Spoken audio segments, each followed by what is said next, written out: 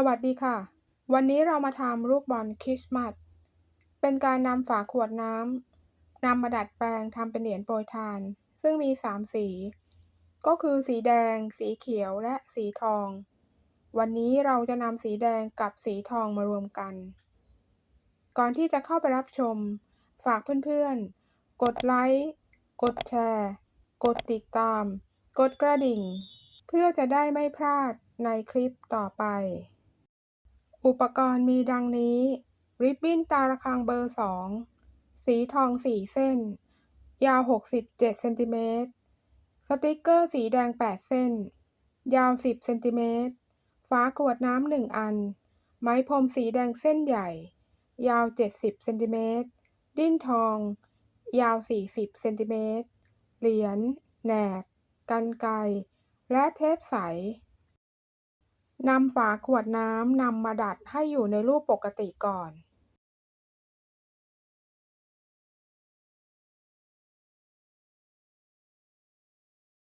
แล้วหักขึ้นด้านบนตรงๆ แล้วพับให้ไปอยู่ตรงกลาง ดันห่วงสีขาวขึ้นด้านบน เราก็จะได้ออกมาในรูปแบบนี้ ต่อไปเราก็จะนำไหมพรมสีแดง อันนี้เป็นไหมพรมเส้นใหญ่มีความยาว 70 เซนติเมตร ถ้าใครมีไหมพรมเส้นเล็ก ก็เพิ่มความยาวให้มากกว่า 70 เซนติเมตร นำไหมพรมมาพัน โดยเราจะเริ่มจากตรงกลาง แล้วแบ่งครึ่ง พันทีละด้าน ด้านซ้ายและด้านขวา แล้วมัดข้างล่าง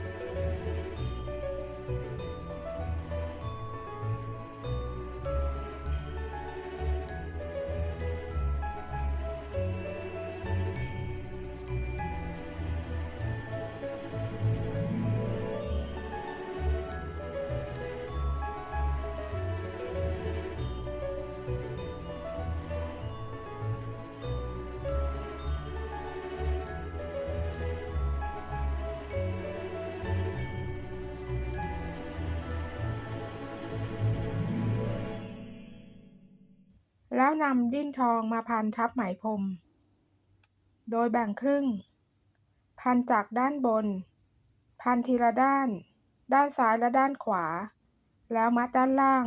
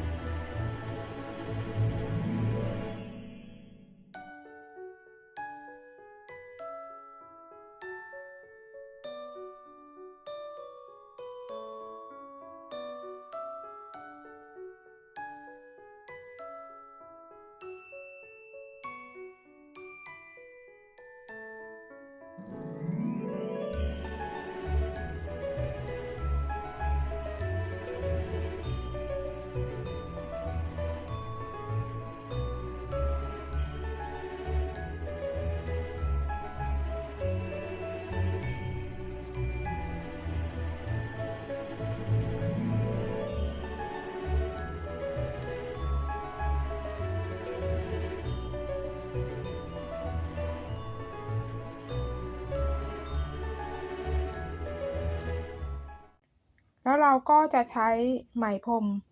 มัดทับดิ้นทองอีกครั้ง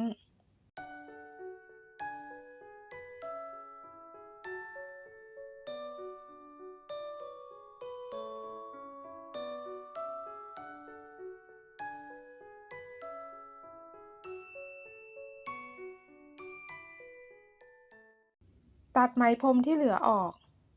แล้วนำเทปใสมาติด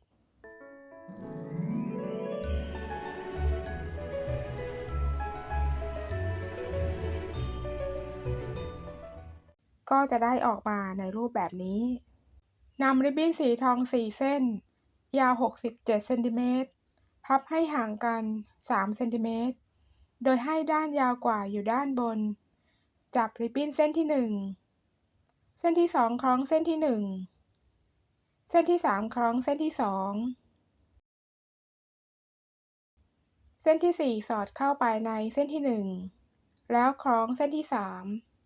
แล้วดึงให้กระชับ ต่อไปเราจะมาทำฐาน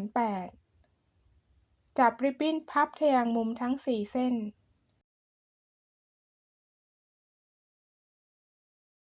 เส้นสุดท้ายสอดล็อกริบบิ้น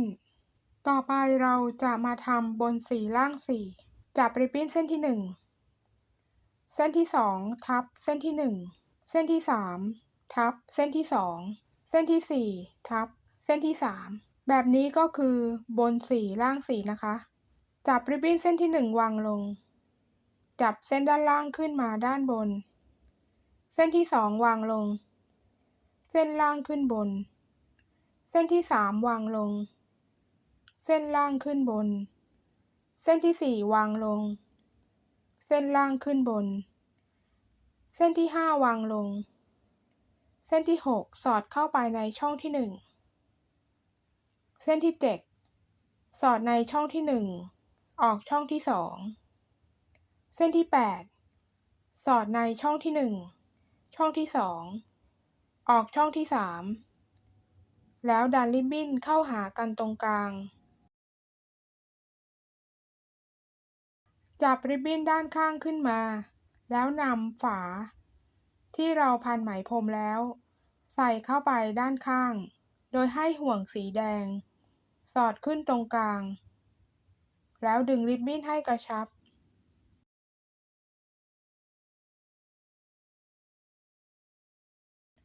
พลิกกลับด้าน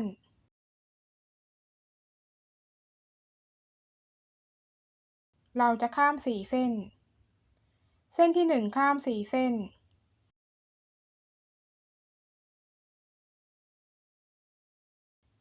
เส้นที่2ข้าม4เส้นเส้นที่3ข้าม4เส้น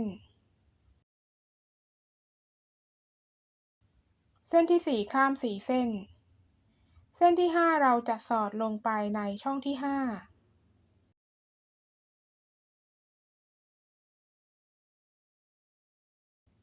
เส้นที่6สอดในช่องที่5ออกช่องที่6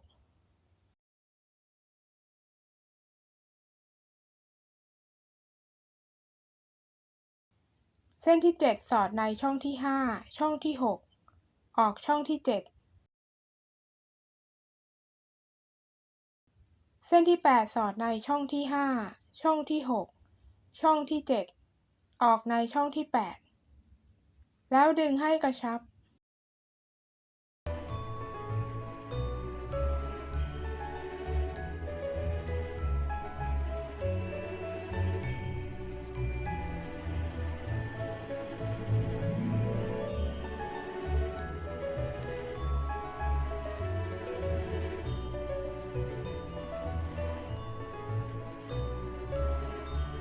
พลิกกลับด้านเราจะใส่เหรียญที่ด้านบน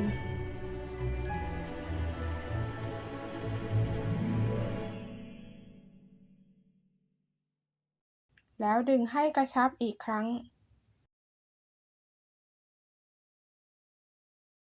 คว่ำลงแล้วดึงริบบิ้น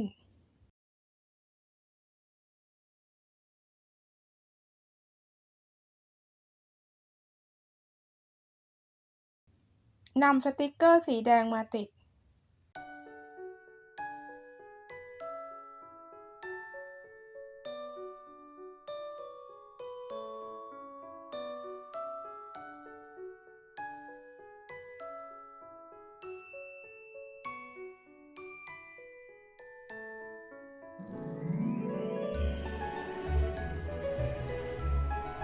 ทำเหมือนกันทั้ง8เส้น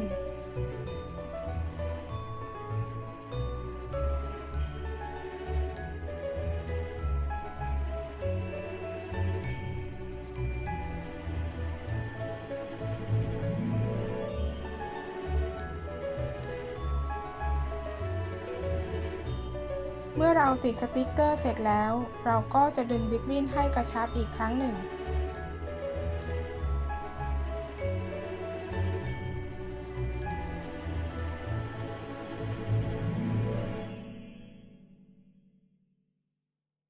แล้วเราก็จะสอดริบบิ้นโดยจะสอดผ่าน3ช่อง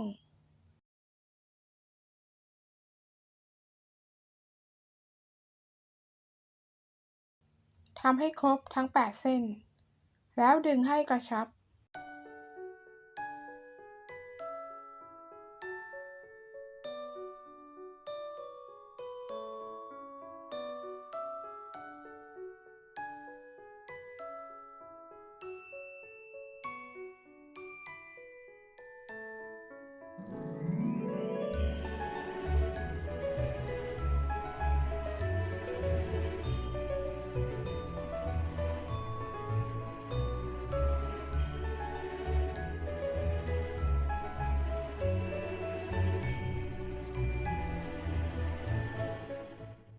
พลิกกลับด้าน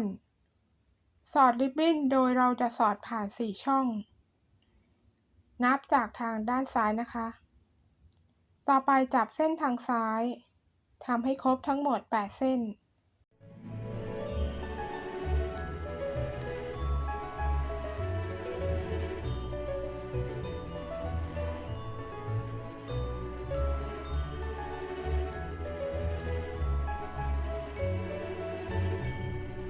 แล้วดึงให้กระชับ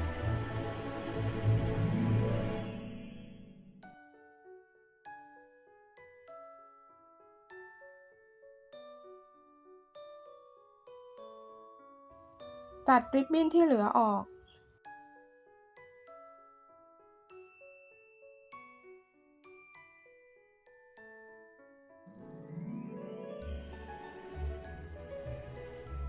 การทำลูกบอลคริสต์มาส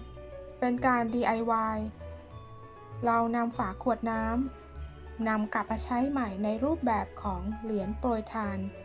ซึ่งมี3สีก็คือ สี สีแดง สีเขียว และสีทอง ยังมีคลิปดีๆ อีกมากมาย อย่าลืมกดติดตาม กดกระดิ่งเพื่อจะได้ไม่พลาดในคลิปต่อไป ขอบคุณทุกท่านที่เข้ามารับชม แล้วพบกันใหม่ในคลิปหน้า สำหรับวันนี้ สวัสดีค่ะ